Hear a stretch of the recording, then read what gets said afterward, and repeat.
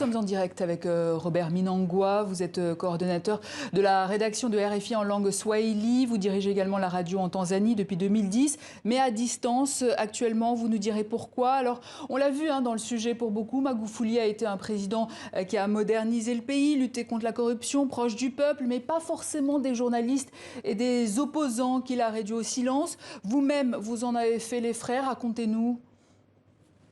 Eh bien, en fait, j'ai été visé, mais en fait, c'était Radio France Internationale qui était visée avec toutes les restrictions qui ont concerné la presse en Tanzanie.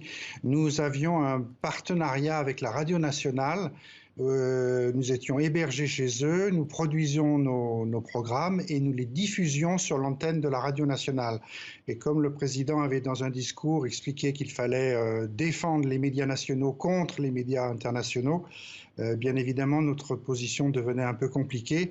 Alors, on nous a fait comprendre de manière indirecte qu'il fallait qu'on parte.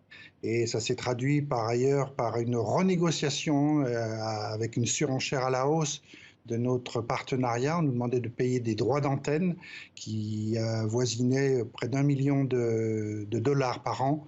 Donc, ce n'était pas possible pour nous de continuer.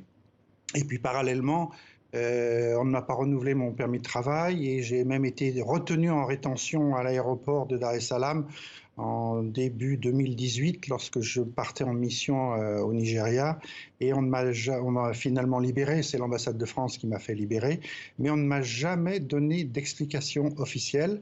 On a simplement dit que mon permis de travail était périmé, ce qui n'était pas le cas à l'époque, et donc c'était pas très recevable. Mais on a compris à France Média Monde qu'il fallait donc partir, parce que j'avais aussi constaté que mes journalistes s'auto-censuraient et n'osaient plus couvrir les événements qui se passaient en Tanzanie.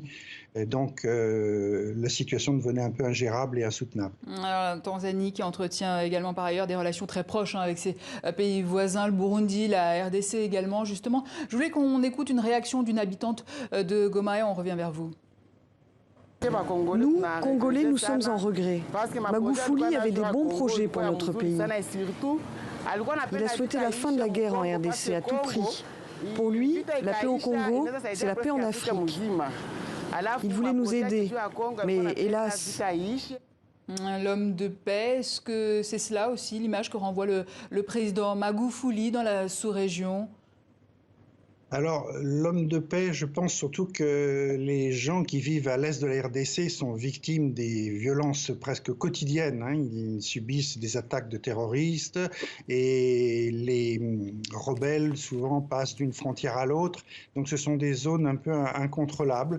Et je pense effectivement que la Tanzanie aurait bien souhaité que la paix revienne dans la région des Grands Lacs, dans l'intérêt d'ailleurs de tous les pays, que ce soit le Rwanda, l'Ouganda, la RDC ou le Burundi ou la Tanzanie.